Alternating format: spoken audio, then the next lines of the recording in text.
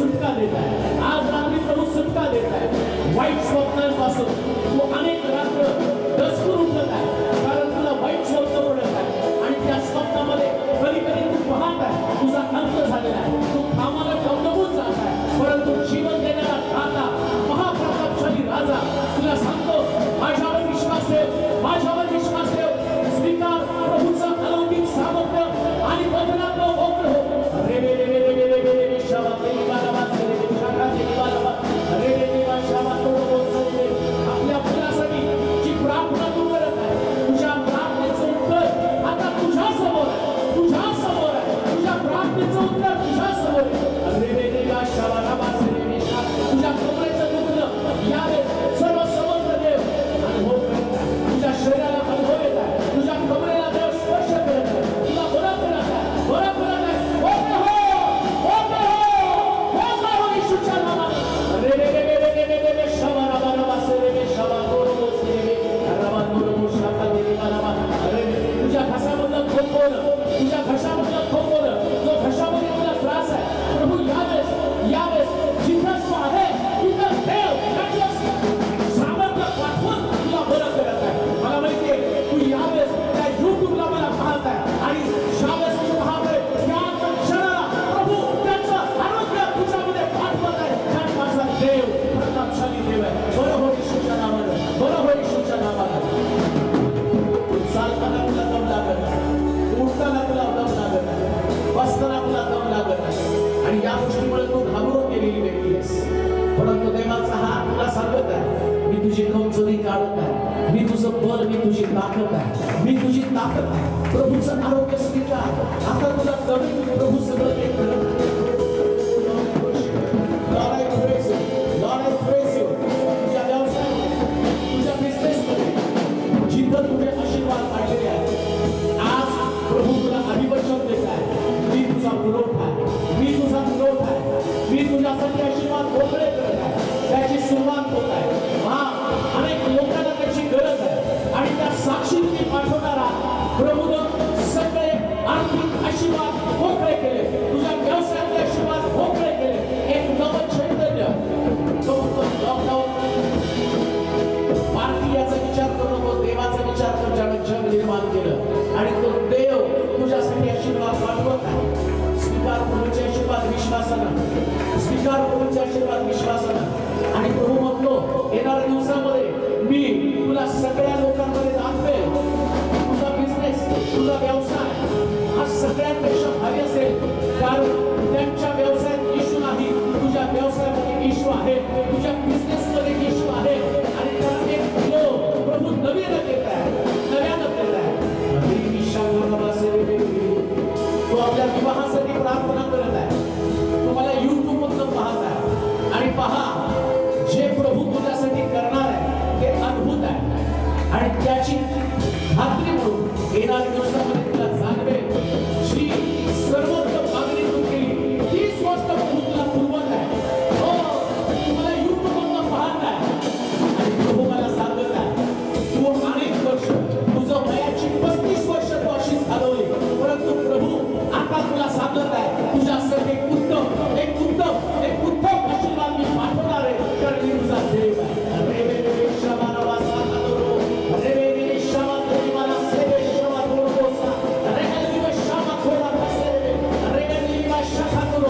तू गेली 18 वर्ष आपल्या जागेवरती उठत होतं, बसत होतं आणि अशा अवस्थेमध्ये 18 वर्ष लागली परंतु आता प्रभूचा हात तुझ्याकडे येत आहे आणि प्रभू तुला पहिल्यासारखं फ्रेश करत आहे, ताजा करत आहे. उठून चालू लाग, उठून चालू लाग, उठून चालू लाग.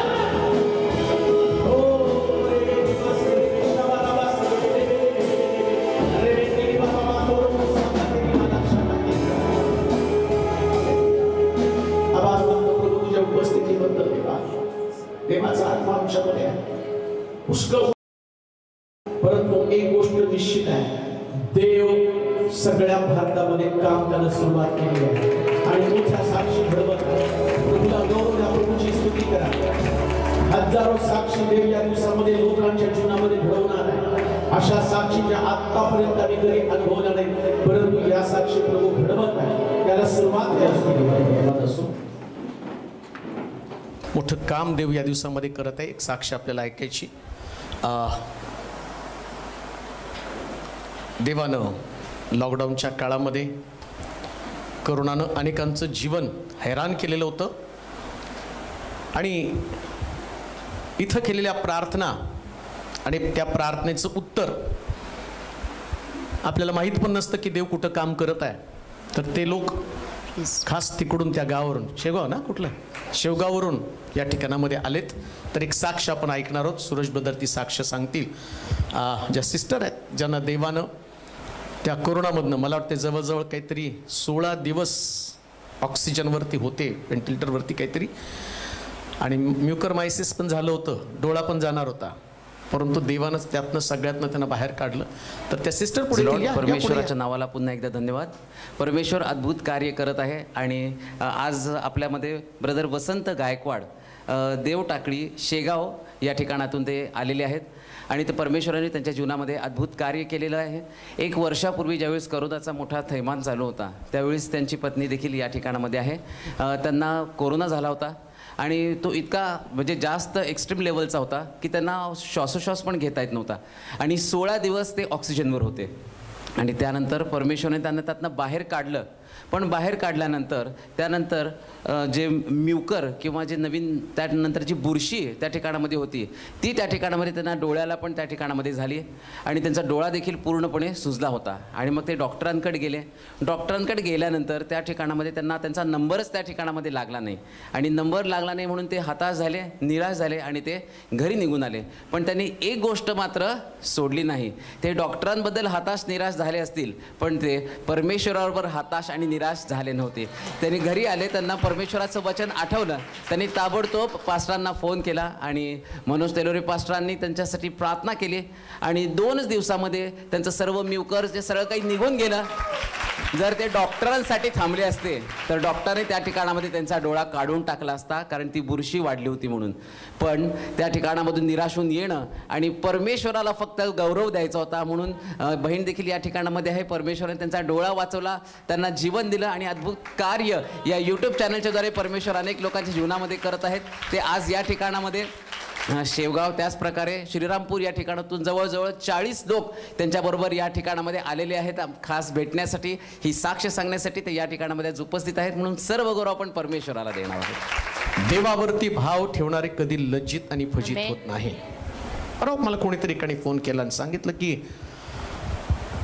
पास्टर माझ्यासाठी प्रार्थना करा, गर्भाशयामध्ये गाठ आहे, डॉक्टर म्हटले ते ऑपरेशन करावं लागेल, परंतु मी दवाखान्यात जाणार नाही, ती ऑपरेशन करणार नाही. त्यामुळे माझा देवावरती विश्वास आहे आणि देव तुमच्या प्रार्थनेनं या गर्भाशयातली गाठ नाहीशी करेल. आणि बायबल सांगतं विश्वास धरणारा डोंगराला उपटून समुद्रामध्ये पड म्हटलं तर ते पडेल. मग ही बायबल काय नुसतं वाचण्यासाठी नाही, सांगण्यासाठी नाही, ते विश्वास ठेवण्याची गोष्ट आहे. आणि मग प्रार्थना केली आणि प्रार्थना केल्यावर त्याने सांगितलं गर्भाशयातली गाठ गायब झाली. हालेलुया. लक्षात ठेवा, देवाला सर्व काही शक्य आहे. ज्याची तुम्ही सेवा करत आहात, ज्याच्यासाठी तुम्ही वेळ खर्च करत आहात, त्याच्याकडे अलौकिक अशा प्रकारची ताकद आहे आणि त्याला कोणतीच गोष्ट कठीण नाही. म्हणून विश्वास धरशील तर देवाचं गौरव पाहशील असं म्हटलेलं आहे. अजून एका बहिणीनं फोन केला, म्हटले गेली 2 वर्ष माझी आई बेडवरती पडून आहे, तिच्या कमरेच्या नसा दबलेल्या आहेत, तिला चालता येत नाही. आणि मग ते म्हटले की प्रेयर करा, मला वाटतं की तुमच्या प्रार्थनेनं ती चालेल. येशूमध्ये ताकद आहे, मी पुष्कळ साक्षी आहे. तुम्ही मुद्दामून साक्षी स्टेटसवर ठेवतो का, तर लोकांना कळावं की देव काम करत आहे. आणि मग प्रार्थना केली, 2च दिवसात ती उठून चालू लागली, तिच्या दाबलेल्या नसा मोकळ्या झाल्या आणि देवानं तिला चालण्यासाठी शक्ती दिली. हालेलुया. आहात कुठं तुम्ही, तुमचा चमत्कार तुमच्या वाटेवरती आहे. हा, लक्षात ठेवा. म्हणून इकडं आल्यावर दुसरं काही करावं लागत नाही. रविवारी दानपात्र घेतो आपण, शुक्रवारी घेत नाही. का घेत नाही? जे फुकट मिळालं ते, चमत्कार फुकट आहे. चमत्कार जे ते फुकट आहे. मग येशू आमच्या जीवनामध्ये अद्भुते करायला तयार आहे. Amen. आम्ही पण त्याच्यासाठी तयार असलं पाहिजे, आम्ही त्याच्याकडे वळलं पाहिजे, Amen. आम्ही त्याच्यावर विश्वास ठेवला पाहिजे. हा देव आमचा कळवळ्याचा देव आहे. Hallelujah. आणि ज्यावेळेस देवाला कळवळा येतो, लक्षात ठेवा, माणसाचा कळवळा नको आहे. Hallelujah. माणसाचा कळवळा कसा असतो माहिती का? ते तुमच्या समोर रडतील, तुम्हाला सांत्वन देतील, पण तुमची मदत नाही करणार. रडणं खूप Hallelujah. सोपं आहे हो. जरा सिरियल लावा की, काय संबंध नसतो, पण ते बघितल्या बघितल्या डोळ्यातनं पाणी येतं. काय संबंध आहे का आमचा? पण त्याच्यामध्ये आम्ही सहभागी होतो. पण आज जे आम्ही पाहणार आहोत, प्रभूचा कळवळा आणि या कळवळ्यानंतर बदललेली परिस्थिती. लक्षात घ्या, Amen. देवाला आमच्यासारख्या भावना आहेत. जसं तुम्ही आम्ही मी आहे ना, मी तुमच्याशी बोलतो, हे तिकडचे लोक आले, आम्हाला असं वाटलं आमचीच फॅमिलीमधले लोक आहे, एकमेकाला कधी पाहिलं नाही, नुसतं व्हॉट्सअपवर आम्ही हाय हॅलो आणि मग सगळे मेसेज वगैरे पाठवणं. आणि ते पाठवल्यावर त्यांना असं वाटलं की ते गुगलवरती चर्च आपलं फ्रायडेची सभा अटेंड करत होते. मग त्यांना असं वाटलं की आमचे लोक आहेत म्हणून ते बिचारे किती लांबून, मला वाटतं 350 किलोमीटर लांबून ते आलेले आहेत बरं का, 350 किलोमीटर लांबून आलेले आहेत. Hallelujah. रविवारी सुद्धा सांगोला नाही, काय म्हटलं की नांदेड, नेवासा, मुंबई, पुणे रविवारी येणार आहेत लोक. कुठून कुठून यायला लागलेत लोक. काय येत आहेत? कारण त्यांना माहितीये इथं काहीतरी घडत आहे. Amen. आणि मी तुम्हाला सांगितलं होतं, लॉकडाऊनच्या अगोदर मी तुम्हाला म्हटलं होतं, एक भविष्यवाणी झाली होती 31 तारखेला की मी सगळीकडनं लोक या ठिकाणात घेऊन येईल. Amen. आणि देवानं ते करायला सुरुवात केली. Hallelujah. लक्षात ठेवा, प्रश्न तो नाही की तुम्ही उपलब्ध आहात का, देव आमच्यासाठी उपलब्ध आहे. Amen. देव आमच्यासाठी उपलब्ध आहे. मग देव आमच्यासाठी उपलब्ध आहे तर नुसतं साधी कसली पण काही पण तुमची विनंती घेऊन तुम्ही या. एक अजून साक्ष मी तिथे टाकली होती, एका ब्रदरनं ते नोकरीसाठी प्रार्थना करा, माझी नोकरी केलेली आहे, देवानं मला चांगली नोकरी द्यावी. प्रार्थना केल्यावर त्याला नुसती नोकरी मिळाली नाही तर पहिल्यापेक्षा दुप्पट पगाराची नोकरी मिळाली, दुप्पट. Amen. मग त्यांना म्हटलं तुम्ही ते तर पाठवा. त्याने व्हॉइस मेसेज पाठवला, लिहून नाही पाठवलं, लिहून पाठवलं. व्हॉइस मेसेज स्टेटसवर टाकता येत नाही, मला माहित नाही त्याच्यात काय सिस्टम असते, पण ते नाही स्टेटसवर टाकलं. पण सूरजला मी पाठवून दिलं होतं.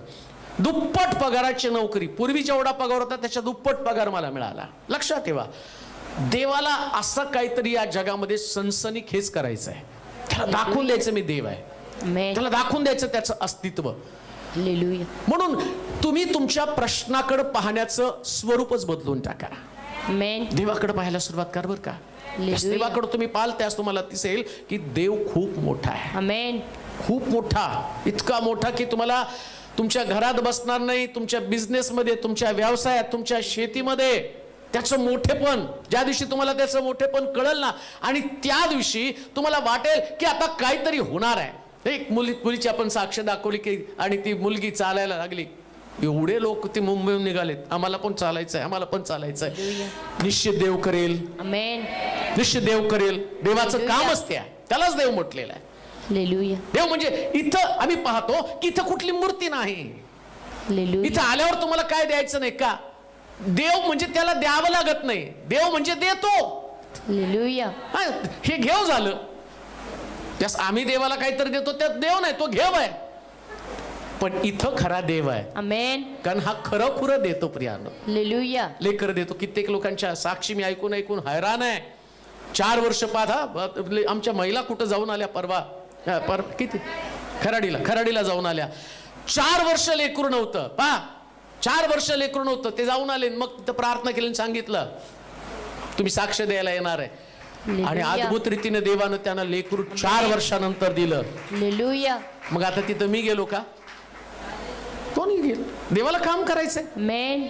म्हणून म्हटलं कोण जाईल, प्रभू मला पाठवा, मी तयार. म्हणतं की ते म्हणतो, अरे मी गाढवाकडनं सुवार्ता सांगून घेतली, तर कोण आहेस? Amen. मोठा देवाच्या कामासाठी बाहेर पडा. लक्षात ठेवा, देव तुमच्या सामर्थ्यानं काम करत नाही, देव त्याच्या सामर्थ्यानं काम करतो, त्याच्या सामर्थ्यानं. त्याच्यामध्ये ताकद आहे. आणि देवाला काम करण्यासाठी हातांची गरज आहे. ते Hallelujah. हात जर तुम्ही ठेवले ना, म्हणतो म्हटलं माझ्या नावानं दुःख नाही, तर तुम्ही हात ठेवाल ते बरे होतील. Amen. ते हात देतील. आज हे सगळे लोक इकडे आल्यावर तिकडून कुणाचे तरी मामा त्या आमचा भाचा तिथं आलाय तुमच्या गावामध्ये, तुमच्या शहरामध्ये. मी ते माझ्याकडे ते ग्रुप आहेत जवळजवळ 2,500-3,000 हजार लोकांचं ते त्याच्यात सगळ्याला मी मेसेज पाठवतो, लिंक पाठवतो. मग ते म्हणले अहो आमची भाची सोलापूरमध्ये, त्यांच्या डोक्यावर हात ठेवा. नक्की ठेवणार. हालेलुया. तर तुम्ही त्यांच्या डोक्यावर हात ठेवा, ते आशीर्वादित होते. मला माहितीये माझ्या हातामध्ये देवाचा आशीर्वाद आहे. हालेलुया. हात ठेवल्याबरोबर देव ते आशीर्वादित करत आहे. हालेलुया. म्हणून लक्षात ठेवा की तुम्ही आशीर्वाद घेऊन जाणारे लोक आहात. आमेन. तुमच्यामध्ये ते आहे. हालेलुया. साधा कोणावर तुम्ही हात ठेवता असं समजू नका. तुमच्या हातात तर पावर आहे, तुमच्या हातामध्ये तर ताकद आहे, कारण तुम्ही देवाचे हात आहात. आमेन. तुम्ही देवाचे हात आहात. Praise God. म्हणून तुमच्या हाताला तुम्ही कमजोर समजू नका. देवाच्या हाताकडे बघायला सुरुवात करा. हालेलुया. एक इकडे तिकडे कोणाच्या हाताकडे बघू नका, देवाच्या हाताकडे बघा. तुम्ही जास्त तुमच्या हाताकडे बघाल ना, एक बघितल्यावर कळतं हे भविष्य दुसऱ्याला दाखवायचं नाही बरं का. हालेलुया. तुमच्या हात देवानं तुमच्या हातातच आमेन. दुसऱ्याचं भविष्य ठेवलेलं आहे हालेलुया. तुमच्या हातामध्ये. काही लोक, बरेच लोक मला विचारतात तुम्हाला देव काय सांगतो, त्या प्रार्थना करून देव काय सांगतो ते कर. सगळं देवाने बायबलमध्ये सांगून ठेवलेलं आहे. आमेन. मी हे सांगतो ते लोक तुम्हाला समजतात, त्याच्याद्वारे तुम्हाला आशीर्वाद येतात. हालेलुया. त्याच्याद्वारे. आज मी सकाळीच एका व्यक्तीनं मला मेसेज केला, त्याने एक व्हिडिओ पाठवला आणि ते म्हटलं की त्याच्यामध्ये देवाचा न्याय म्हणजे देव कधी अन्यायी वागेल का, देव कधी चुकीचं वागतो का. काय संदेश होता त्याचा, विसरलो त्याचं टायटल. विपरीत न्याय करेल का? देव विपरीत. पहा मी संदेश देतो विसरून जातो त्याचं टायटल. देव विपरीत न्याय करेल का. मग एकानं मला एक मेसेज केला होता, फरक साहेब मी खूप वर्षापासून दारू पितो, दारूतनं मला सुटायचं आहे. ठीक, तुम्ही प्रार्थना करा. मी म्हणलं ठीक आहे, करतो प्रार्थना. पण आज त्यांचा रिप्लाय काय आला माहिती का, सॉरी मी चुकलो, मी तो संदेश पाहिला, आता मला यातनं सुटणं मला स्वतःला प्रयत्न करावा लागणार आहे. हे संदेश तुम्हाला आशीर्वादित करतात. हे संदेश जे आहे ना, इथं देव प्रत्यक्ष तुमच्याशी बोलत असतो. तुमच्यातल्या चुका, तुमच्यातल्या उणिवा, तुमच्यातल्या कमतरता, तुमच्यामध्ये काय कमीपण हे देव तुम्हाला दाखवत असतो. हालेलुया. पण ज्यावेळेस तुम्ही त्याला रिस्पॉन्स देता, त्याच्याशी तुम्ही जवळीक साधता, तोच दिवस तुमच्या घराला, तुमच्या बिझनेसला, तुमच्या व्यक्तिगत जीवनाला परिवर्तनाचा दिवस असतो. परिवर्तन नक्की होतं प्रियांनो. जास्त आपण जाणार नाही, देवाच्या वचनाकडे आपण जाणार आहोत. मत्त्याचं शुभवर्तमान त्याचा 15वा अध्याय आणि त्याची 32 पासून 38 पर्यंतची वचन आपण वाचणार आहोत. मत्त्याचं शुभवर्तमान 15वा अध्याय 32 पासून 38 पर्यंतची वचन. 4,000 भोजन. मग येशूने आपल्या शिष्यांना बोलावून म्हटले, आपल्या शिष्यांना बोलावून म्हटलं, मला लोकांचा कळवळा येतो, मला लोकांचा कळवळा येतो, कारण ते आज 3 दिवस माझ्याजवळ आहेत आणि त्यांच्याजवळ खावयास काहीही नाही. कदाचित ते वाटेत कासावीस होतील म्हणून त्यास उपाशी लावून द्यावं अशी माझी इच्छा नाही. शिष्य त्याला म्हटले, एवढा मोठा लोकसमुदाय आज रात्री तुमच्याकडे अशाच पद्धतीचं स्टेटमेंट आहे. एक स्टेटमेंट, एक वाक्य, हे वाक्य तुमची परिस्थिती आहे. आणि ते वाक्य काय, हा एवढा मोठा समुदाय, कधी कधी म्हणतो एवढा मोठा प्रश्न, एवढा मोठा पसारा, एवढं मोठं अपयश, एवढी मोठी समस्या, एवढे मोठे वाद, एवढ्या घरामध्ये असणाऱ्या अडचणी, एवढे कुटुंबामध्ये असणारा कलह, एवढं मोठं कर्ज, तुमचं सगळं मोठं आहे. पण माझा देव त्याच्यापेक्षा मोठा आहे. माझा देव 100%. शिष्यांच्या दृष्टिकोनातून शिष्य काय म्हणत आहेत, त्यांनी पाहिला समूह आणि त्यांनी पाहिलं ते बरोबर होतं, ते चुकीचं नव्हतं. बरं लक्षात ठेवा, त्या दिवशी असं त्या ठिकाणात असं म्हटलं की जवळ किती दिवस उपाशी आहेत. ते वाटेत कासावीस होऊन, नाही परत वाचा, किती 3 दिवस माझ्याजवळ आहेत. किती दिवस? 3 दिवस. आणि 3 दिवस जेवले का ते? म्हणजे प्रश्न किती मोठा आहे. तुम्ही विचार करा, मीटिंग ठेवल्यावर संध्याकाळचं जेवण कमी जेवतेत, दुपारी भूत लागल्याने जास्त जातं. मग 3 दिवस जेवले नाही म्हणल्यावर किती मोठा प्रश्न असेल. 3 दिवस जेवले नाहीत. 3 दिवस त्यांच्यामध्ये भाकर नाही त्यांना. आणि येशू काय म्हणतो माहिती का, येशूनं पण त्या परिस्थितीचं विश्लेषण असं केलं. मग आता जर 3 दिवसानं ते डोंगरावरून खाली गेले तर त्यांना डोंगर उतरणं सोपं नाही. येशूने त्यांची परिस्थिती जाणून घेतलेली आहे. आणि बायबल काय सांगतं माहिती का, याच गोष्टीमुळं येशूला त्यांचा कळवळ आला. शेवगावच्या लोकांनो, तुम्ही एवढ्या लांबून आला ना, येशूला तुमचा कळवळा आला. येशूला तुमचा कळवळा आला बरं का. ज्या वेळेस तुम्ही कुठून येता असं लिहिलंय त्याने, दुरून आले. काय लिहिलंय वाचा. मग येशूने आपल्या शिष्यांना बोलावून म्हटले, मला लोकांचा कळवळा येतो, कारण ते आज 3 दिवस माझ्याजवळ आहेत. माझ्याजवळ आहेत. आणि त्यांच्याजवळ खावयास काहीही नाही. कदाचित ते वाटेत कासावीस होतील, म्हणून त्यास उपाशी लावून द्यावे. येशूला कळवळा कशाचा आहे तो माहिती का, तुमच्याकडं काहीतरी नाही याचा कळवळा आहे. पण तुम्हाला डोंगर तर चढावा लागेल, आराधना तर करावी लागेल, तुम्हाला देवाच्या जवळ तर पोचावं लागेल. असं लिहिलं. ते शिष्यांच्या जवळ गेले नाही. कुठं गेले? येशू. शिष्यांच्या जवळ गेले तर शिष्य घाबरले. अरे एवढ्यांना कुठनं भाकरी आणायच्या, एवढ्यांना कसं काय त्या ठिकाणामध्ये आणि तृप्त करायचं. 3 दिवस उपाशी आहेत. आता जर यांना ठेवलं तरी आम्हाला खातील. प्रॉब्लेम, मोठी समस्या आहे.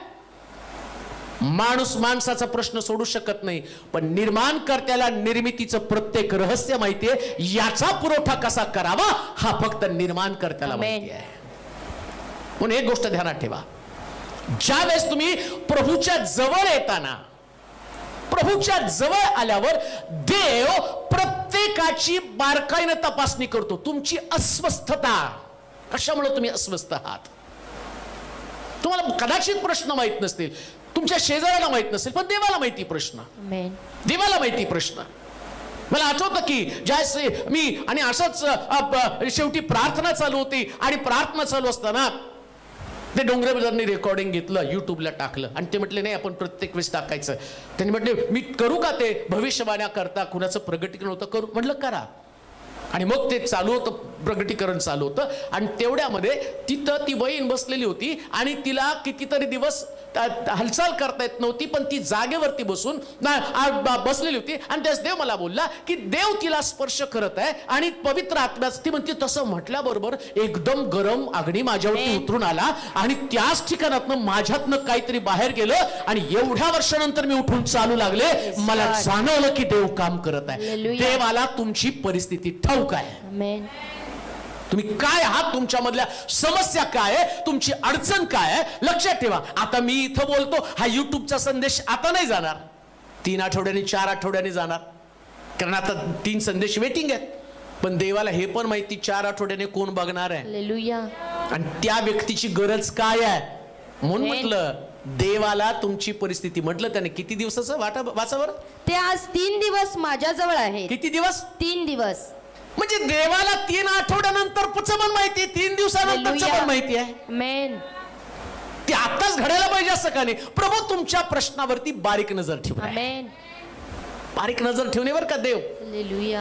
तुम्ही कुठून आलात, तुमची समस्या काय, तुमच्या अडचणी काय, आणि सगळ्यात महत्वाची गोष्ट काय, प्रभू तुमच्या विषयी कळवळतो. कासावीस होतो. इथं लिहिलं लोक कासावीस झाले. लोक नाही कासावीस झाले, येशू कासावीस झाला.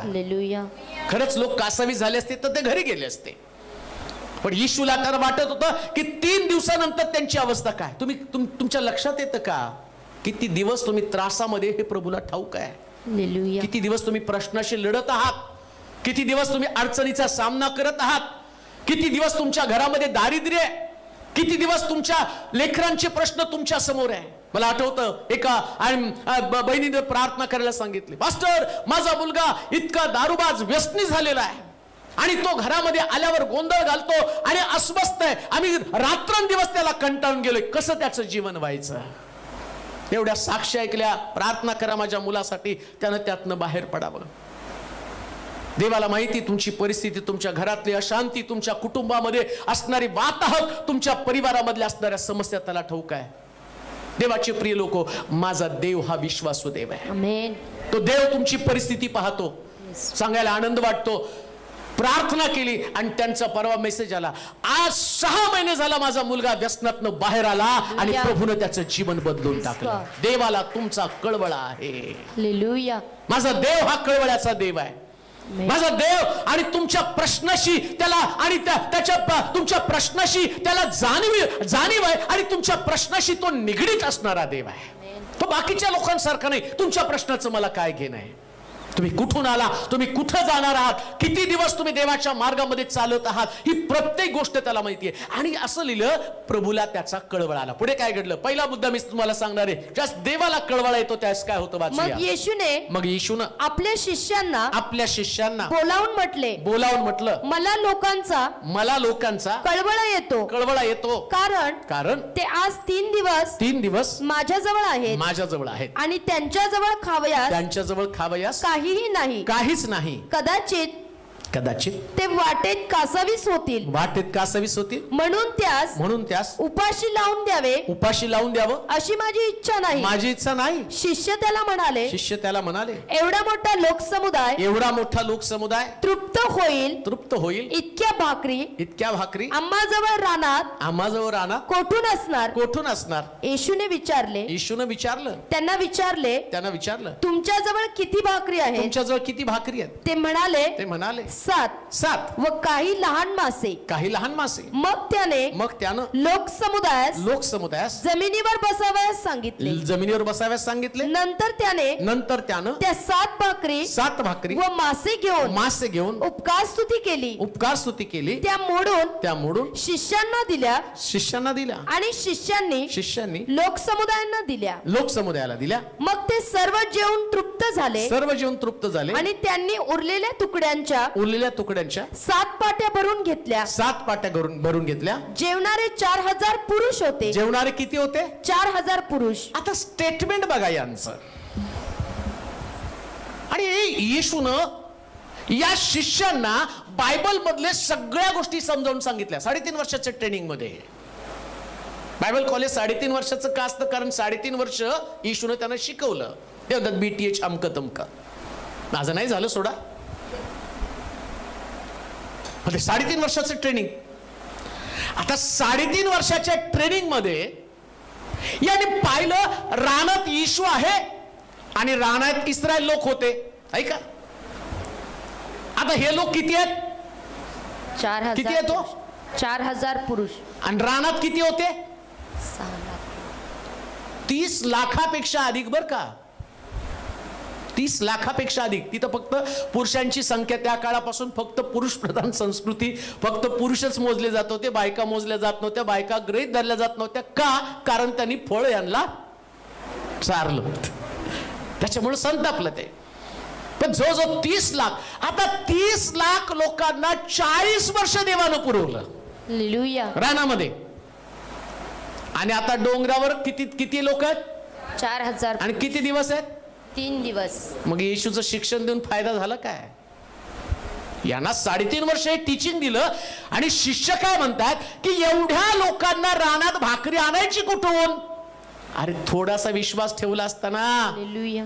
स्वर्गातला मान्ना देवानं त्यांना दिला. देवदूत खातात ते खाद्य त्याला दिलं असं लिहिलेलं आहे. रानामध्ये त्यांनी लावे पक्षी पाठवले आणि इकडं तर किती? 7 भाकरी, 4 मासे, लहान मासे आणि काही लहान मासे. आता पहिल्यांदा होता पापलेट होती, आता झिंगे असतात, चिंगड्या असतील कदाचित.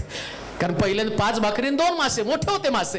पण यावेळेस मात्र मासे छोटे, असं लहान मासे लिहिले. पहा, देव करतो ना त्यास त्याला दाखवायचं असतं की कितीही छोट्यातल्या छोट्या उपलब्ध गोष्टीमधून मी तुमचा पुरवठा होऊ शकतो. हालेलुया. तुमचं जे छोटं आहे ना ते छोटं समजू नका. त्या छोट्यामध्ये तुमचा मोठा देव आहे, तुमचा विश्वास मोठा आहे. म्हणून देवाला शिकवायचंय, ज्यास माझ्यामध्ये कळवळा येतो ना. हालेलुया. तुमचं उत्पन्न छोट असेल, तुमची ओळख छोटी असेल, तुम्हाला कोणी ओळखत नसेल, तुमचं या जगामध्ये कोणी नसेल, सगळं छोटं छोटं तुमचं स्थान असेल, पण देवाचा हात तुमच्या बरोबर असेल तर देव मोठा चमत्कार करण्यासाठी समर्थ आहे. मोठा चमत्कार करण्यासाठी समर्थ आहे. असं लिहिलं, येशूला त्यांचा कळवळा आला आणि येशूला कळवळा आल्यावर किती उरल्या हो? किती टोपल्या उरल्या?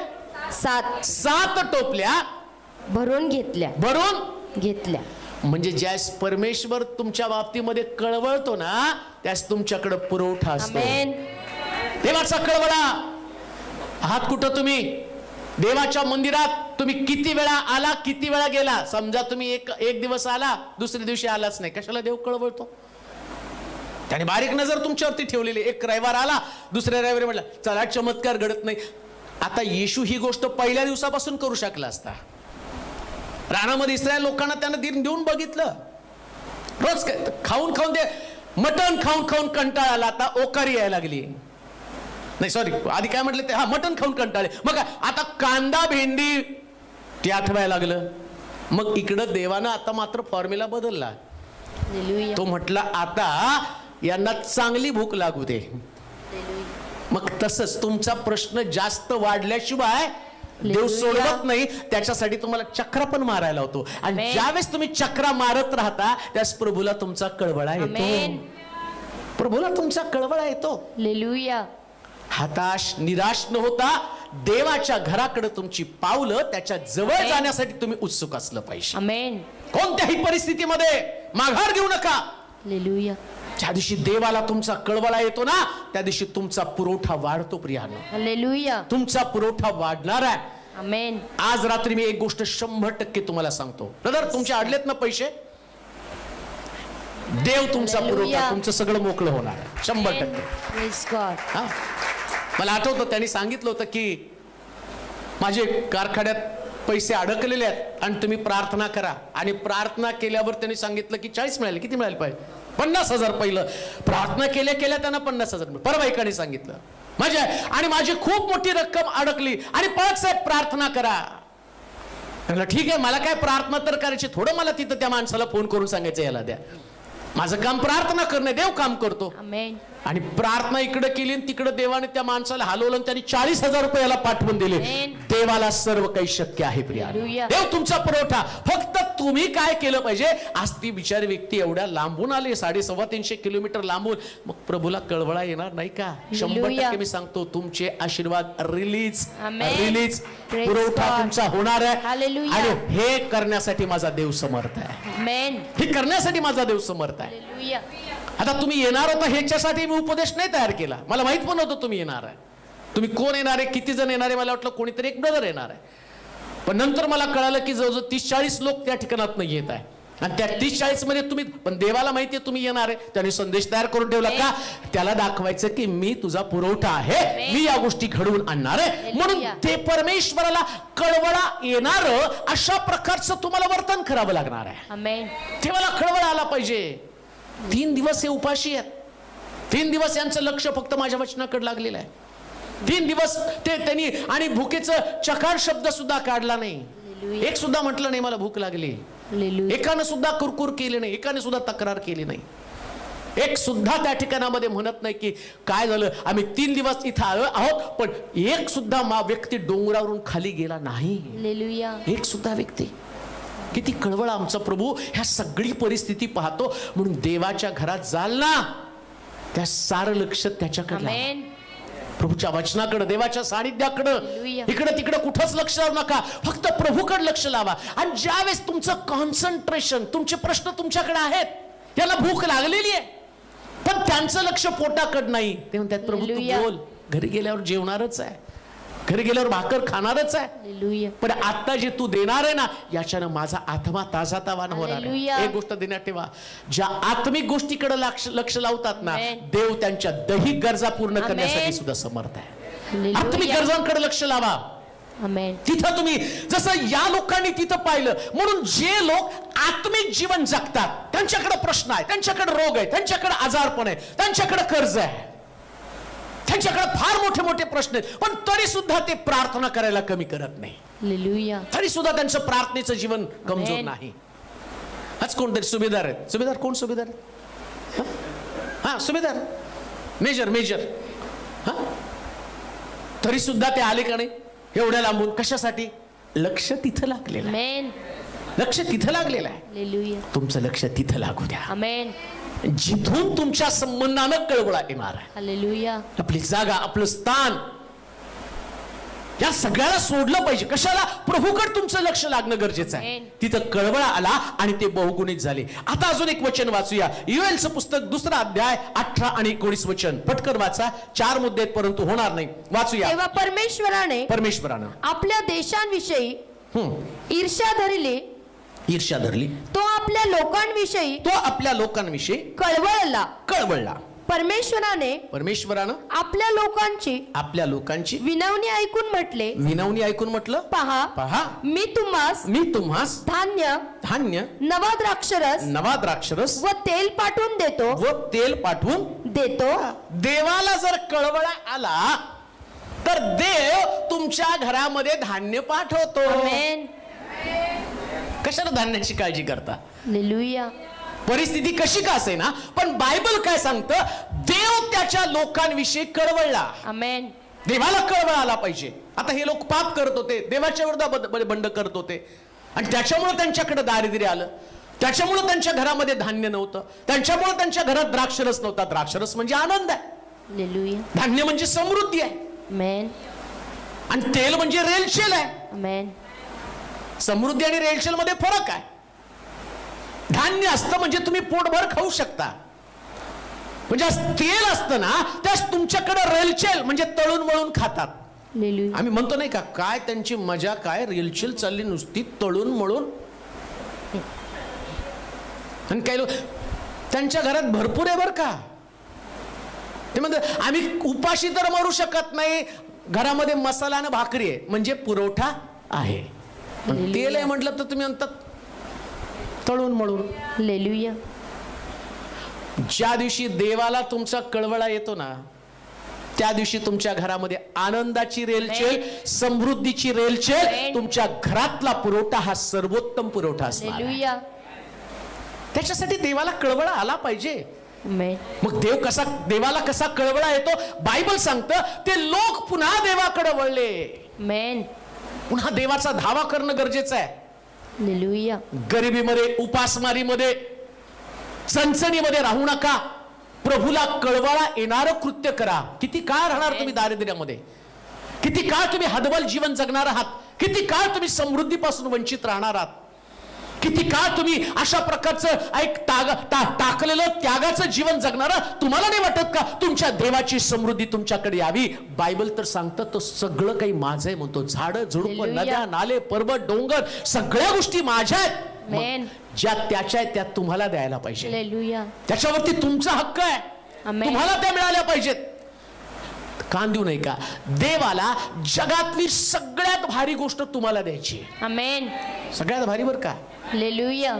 अंबानी पेक्षा देवाला तुम्हाला जास्त देण्यात इंटरेस्ट आहे. हालेलुया. पण झालं काय, आमचे लोक त्यांना जाऊ द्या म्हणतात. नाही हो, मी ज्या देवाची सेवा करतो तो देव तुम्हाला समृद्ध करण्यासाठी समर्थ आहे. समृद्ध करण्यासाठी समर्थ आहे. म्हणून देवाला कळवळा येणारं वर्तन करा. हालेलुया. जसं हे लोक आम्ही पाहतो की आणि ते 3 दिवस उपाशी राहिले, 3 दिवस डोंगरावरती राहिले, 3 दिवस देवाचं वचन त्यांनी ऐकलं. तुम्ही किती काळ देवाजवळ राहता ते फार महत्वाचं आहे. कशा पद्धतीने तुमचं आत्मिक जीवन तुम्ही जगत आहात.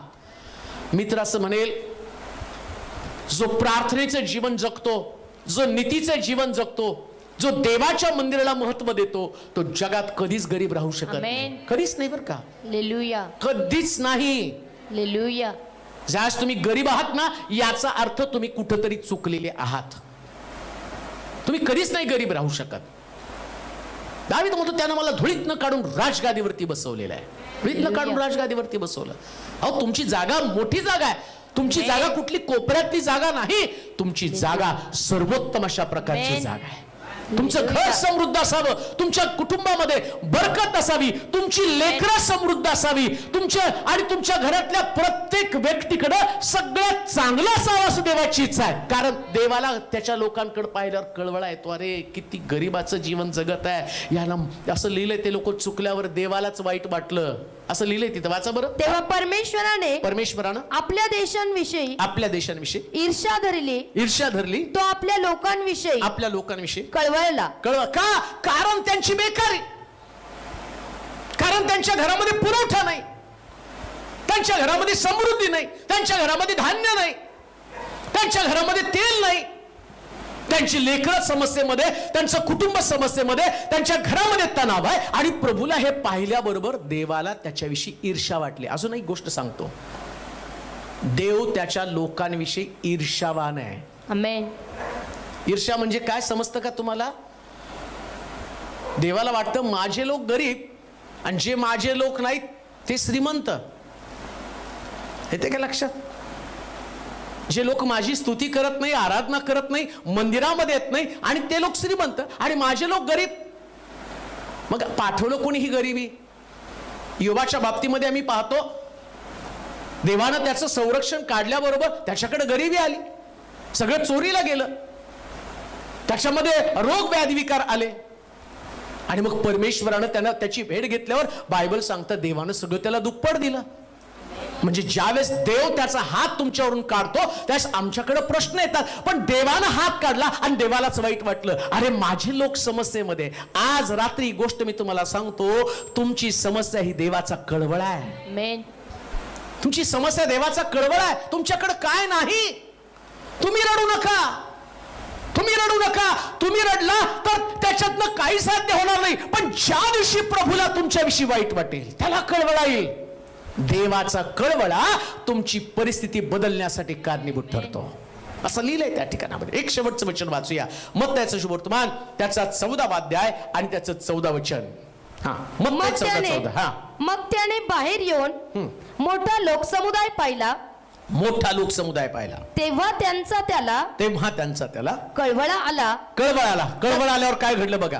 व त्यांच्यातील दुखणेकऱ्यास त्याने बरे केले. देवाला कळवळा आल्याबरोबर सगळे व्याधी विकार पळून जातात. आमेन. कळवळा देवाला यायला पाहिजे ना. आमेन. म्हणून एक गोष्ट ध्यानात ठेवा, ज्यावेळेस तुम्ही गर्दी करून प्रभूच्या घराकडे येता,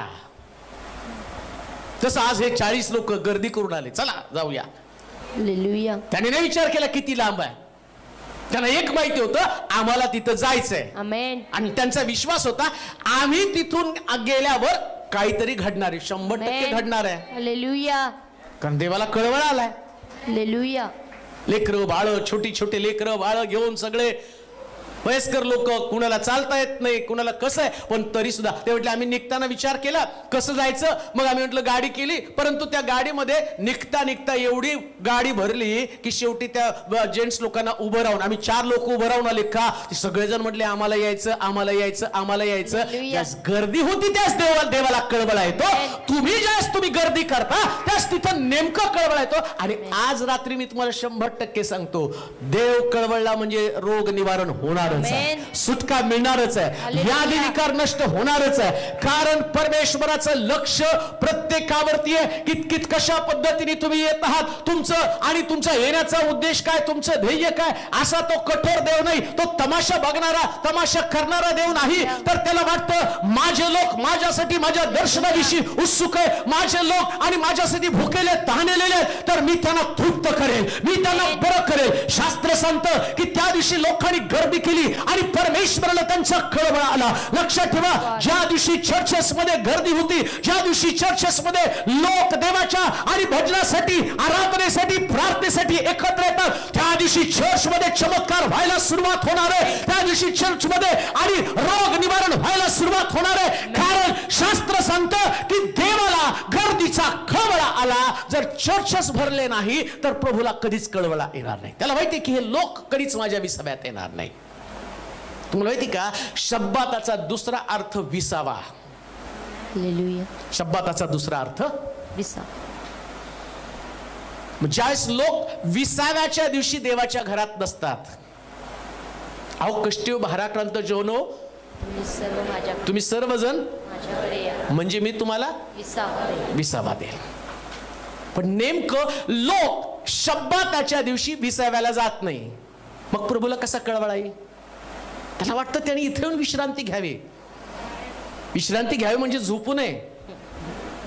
त्यानं इथं यावं आणि सगळ्या चिंता विसाव्या. पहा तुम्ही 6 दिवस जे काय तुम्ही डबा रोज उठल्यावर तुमचं ठरलेलं आहे. सकाळी उठायचं, आंघोळ करायची, ब्रश करायचा, आंघोळ करायची, डबा घ्यायचा, गाडीला किक मारायची, कामावरती तिथं 2-4 शिव्या खायच्या, संध्याकाळी घरी यायचं. है की नाही? तिथं काय तिथं बॉस काय त्याला तेवढंच काम असतं. पण तो काय म्हणतो आता 20वाचा दिवस कोणता? शब्बात, परम विश्रमाचा दिवस. हालेलुया. तुमचा डबा घरी, तुमचा बॉस घरी. आता तुमचा तो बॉस, हा बॉस आठवड्यात एकदा बरं का. आणि बघा तो पण 3 तास हो. हालेलुया. आणि तिथं तुम्ही 8 तास 12 तास काम करता. त्या बॉसचं तोंड फुगलेलं, 12 महिने डोळे वाटारलेले असते. आणि तिथं 6 दिवस पळतो आम्ही. आणि 6व्या दिवशी आल्यावर आज सुट्टी बाबा, एकदाच सुटलं तरी पण तुमच्याकडे प्रॉब्लेम आहे. पण परमेश्वराच्या घरात तुम्ही येता आणि तुमच्या समस्येचं निराकरण होतं. का? कारण परमेश्वर 6 दिवसातली तुमची परिस्थिती पाहून त्याला कळवळा येतो आणि तो म्हणतो की आता मी कळवळा आल्याबरोबर तुझ्यामध्ये रोग निवारण आहे. हालेलुया. म्हणून जे कुठे आज मला ऐकत आहे, रविवार शब्दात दिवस तुम्ही तुमच्या घरी थांबू नका. तुम्ही देवाच्या घराकडे जा. तुमच्याकडे पैसे असू द्या नसू द्या, पण तुम्ही तिथं गेल्याबरोबर प्रभूला कळवळा येतो. तो म्हणतो तुझ्याकडे पैसे नाहीत मला माहिती आहे, तरी सुद्धा धावत आणि पळत तू माझ्या घराकडे आलेला आहे. आता मी तुला तसं पाठवणार नाही. मला तुझा कळवळा आलेला आहे, मला तुझा कळवळा आलेला आहे, मला माहिती आहे. आणि आता तुला रोग निवारण होणं गरजेचं आहे, तुला सुटका मिळणं गरजेचं आहे. देवाचे प्रिय लोक, आम्ही महाराष्ट्रासाठी, आमच्या देशासाठी देवाजवळ एकच प्रार्थना करू. देवा आमच्या लोकांचा तुला कळवळा येण्यासाठी, महाराष्ट्रातलं प्रत्येक चर्च, प्रत्येक मंडळी आणि भरली जावी कशासाठी? ज्यास देव आणि भरलेली मंडळी पाहिल, लोकांची गर्दी पाहिल. शास्त्र सांगतं त्याला लोकांची गर्दी पाहिली आणि परमेश्वराला कळवळा आला. हो देवाचे प्रिय लोक हो, गर्दी करा परमेश्वराच्या घराकडे, गर्दी करा देवाच्या जवळ. ज्या दिवशी देवाच्या घराकडे जाल, मला तुम्हाला सांगू द्या, तुमच्या घरात, तुमच्या मंडळीमध्ये, तुमच्या राष्ट्रामध्ये रोग असणार नाही, तर परमेश्वराचा महान चमत्कार असणार आहे. लोक आणि असंच लिहिलंय, सुंदर नामे दरवाजाजवळ लंगडा भिकारी बसलेला होता, पण तिथं पेत्र गेला आणि त्याला म्हटलं येशूच्या नावानं चालू लाग, आणि तो मंदिरामध्ये उड्या मारत गेला. परमेश्वर ज्यास मंदिरामध्ये असतो, लोक तिथे येतात, त्यास देवाला कळवळा येतो. म्हणून आज रात्री जे तुम्ही परमेश्वराच्या घरामध्ये आलेले आहात, माझं 100% तुम्हाला सांगणं आहे, प्रभूला तुमचा कळवळा आलेला आहे. हालेलुया. मग देवाचा जर कळवळा, देवाला जर तुमचा कळवळा आला ना, आता तुमच्या शरीरामध्ये व्याधी राहू शकत नाही. हे माझं बायबल सांगतं, हे मी स्वतः सांगत नाही, हे माझं पवित्र शास्त्र सांगतं. या माझ्या पवित्र शास्त्रामध्ये हे 100% सत्य असणारं पुस्तक. जगामध्ये एवढी सत्यता तुम्हाला कुठल्याच पुस्तकात आढळणार नाही, पण हे 100% विश्वास योग्य पुस्तक आहे. आणि या पुस्तकात लिहिलं, तिथे लोक गर्दी केली आणि येशूला त्यांचा कळवळा आला. आणि येशूला त्यांचा कळवळा आल्याबरोबर तिथं लिहिलं काय झालं? त्यांच्यातील दुखणेकरास, त्यांच्यातील दुखणेकरास त्यांनी बरे केले. कुणी बरं केलं? येशूने. का? परत वाचा ते वचन. मग त्याने बाहेर येऊन मोठा लोकसमुदाय पाहिला. काय पाहिला? लोकसमुदाय. मोठा, नुसता लोकसमुदाय नाही का, मोठा लोकसमुदाय पाहिला. मोठा लोकसमुदाय पाहिला. तेव्हा त्यांचा त्याला कळवळा आला. तुम्ही एक गोष्ट पाहता का, ज्या मंडळांमध्ये खूप गर्दी असते ना, तिथंच लोक जास्त बरे होतात. हालेलुया. जिथं जिथं मंडळांमध्ये जास्त गर्दी, तिथंच लोक बरे होतात. मग मंडळ्या छोट्या आहेत, त्यांचा विश्वास मोठा आहे, जास्त ते सगळं करत आहे, मग तिथं मिरेकल्स घडत नाही. का घडत नाही? का देवाला त्यांचा कळवळा येत नाही? मी तुम्हाला सुरुवातीला सांगितले, तुम्ही ब्लेसिंग कॅरियर लोक आहात. आमेन. आशीर्वाद वाहणारे लोक आहात. म्हणून ज्या दिवशी ख्रिस्ताचं स्वर्गारोहण झालं, प्रेषितांच्या कृत्यात लिहिलं, ते घरोघरी एकत्र जमत भाकर फोडण्यामध्ये प्रार्थना करण्यात तत्पर असत. आणि त्यांच्या प्रेषितांच्या हातून अद्भुते आणि चिन्ह घडत होती. आणि तारण पावलेल्या लोकांची दररोज त्यांच्यात भर पडत, दररोज भर पडत होती. का? कारण त्यांच्या हातातच सामर्थ्य होतं ना. आमेन. मी आता जाताना तुम्हाला सांगतो, तुम्ही इथे याल ना, त्यास आम्ही तुमच्या डोक्यावर हात ठेवल तर तुमच्या डोक्यात ते सामर्थ्य येणार आहे जे मला प्रभूपासून मिळालेलं आहे. आमेन. आणि नुसतं माझ्याकडे ते नाही, इथं जमलेल्या प्रत्येकाकडे ते आहे. हालेलुया. आणि विचार करा, एवढे हात जर सगळ्या महाराष्ट्रात, भारत देशामध्ये फिरतील तर महाराष्ट्र, भारत देश व्याधीमुक्त, विकारमुक्त होईल. का? कारण प्रभूला कळवळा आला आणि प्रभूनं रोगी बरे केले असं लिहिलेलं आहे. विश्वास ठेवा, विश्वास ठेवा. मग आता प्रभूला कळवळा येणारं कृत्य केलं पाहिजे. असंच नाही यायचं पुढे प्रार्थनेला. सगळ्यांकडे देवाचं बारकाईने लक्ष असतं. मग बऱ्याच वेळा आम्ही प्रार्थनेला पुढे जातो, पण आमचं वर्तन जे आहे रेशनिंगला थांबल्यासारखं असतं. बऱ्याच लोकांचं काय असतं, तिथं रांगेत थांबायचं, मग कोण जांभया देत असतं, कोण इकडं तिकडं बघत असतं. तुम्हाला वाटतं तुम्ही बरे व्हाल? 100% नाही. 100% तुम्ही कधीच बरे होणार नाही, कधीच तुमचे प्रश्न सुटणार नाही. असं लिहिलं. हन्ना परमेश्वराच्या मंदिरामध्ये रडत होती, प्रभूला तिचा कळवळा आला आणि जाताना शमवेल घेऊन ती गेली. आमेन. हे फॅक्ट आहे, हे बायबल मधलं रहस्य आहे. तुम्ही जस्ट उभा राहिलं ना तर तुमच्या जीवनात काहीच घडणार नाही. पण तो हंबलनेस, हरणी जशी पाण्याच्या प्रवाहासाठी लुलपते तसा देवा माझा जीव तुला पाहण्यासाठी लुलपत आहे. आणि तुम्ही तिथे येता आणि तुमचं ॲपिरन्स, तुमचं तिथं उभं राहणं, जी तुमच्या अंतःकरणातली तगमग आहे, मला बरं व्हायचंय. 38 वर्षाच्या दुखणे करायला त्याने विचारलं तुला बरं व्हायचं का? तो नको ती सबबी सांगत बसला. याच्यामुळं मला सोडणारं कोणी नव्हतं. रक्तस्रावी स्त्री ती म्हणती जाते आणि त्याच्या वस्त्राच्या गोंड्याला स्पर्श करून बरी होते. ती बाकीच्या गोष्टी नाही सांगितल्या. मी येताना मला याने अडवलं, त्याने अडवलं नाही. तिला माहितीये हे सगळं. आता ती येताना काय अशीच नाही, आंधळ्यांनी येशूच्या मागे जायला त्यांना रागवलं. रक्तस्रावी स्त्रीला तर कसलं खडसावलं असेल नाही का तिथं. जाऊ नको तिथं, काय त्याच्याजवळ, लांबरा लांबरा वास येतो तुझ्या शरीराचा. पण तिने त्याच्याकडे लक्ष देते. तिचं ध्येय एकच आहे, जाते आणि स्पर्श करते. आणि येशू काय म्हटलं, माझ्यातली शक्ती गेली. हालेलुया. कोणीतरी मला स्पर्श केला. एवढी गर्दी कोणीतरी केला असेल. अरे हा गर्दीतला स्पर्श नाही, हा कळवळ्याचा स्पर्श आहे. यानं माझा कळवळा, माझ्यातलं आरोग्य तिच्यामध्ये पाठवलंय. देवाचे प्रिय लोक, आज रात्री असं थांबू नका, असा स्पर्श देवाला करा, असा स्पर्श करा, असं उभा राहा. कोणा व्यक्तीकडे लक्ष नाही तर सर्व समर्थाकडे लक्ष. अशी प्रार्थना करा, असं समर्पित व्हा की प्रभूचं सामर्थ्य तुमच्या शरीरात, तुमच्या व्यवसायामध्ये, तुमच्या नोकरीच्या ठिकाणी, तुमच्या लेखनांमध्ये, तुमच्या ज्या अवयवाला त्याची गरज आहे तिथे प्रभूचा कळवळा येऊन त्याला स्पर्श करावा. आणि जाताना असं लिहिलं, वाटेमध्ये तुम्ही कासावीस होणार नाही, तुम्ही कासावीस होणार नाही, तुम्ही तृप्त होऊन जाल, तुम्ही तृप्त होऊन जाल. शास्त्र सांगतं ती रात्र तृप्तीची रात्र होती. आजची रात्र तृप्तीची रात्र, आजची रात्र चमत्काराची रात्र, आजची रात्र बदलाची रात्र, आजची रात्र सामर्थ्याची रात्र. आणि त्याच्यासाठी आम्हाला प्रभूकडे यायचं आहे. हालेलुया. म्हणून यायचं म्हणून येऊ नका. दिसू द्या देवाला अश्रू, आमेन. दिसू द्या तुमचं समर्पण, दिसू द्या त्याचा अभिषेक तुमच्यावर येत आहे. आणि हे दिसलं पाहिजे. आणि त्या अभिषेकानं तुम्ही आशीर्वादित होऊन जाणार. तो अभिषेक तुमच्यामध्ये असणार आहे.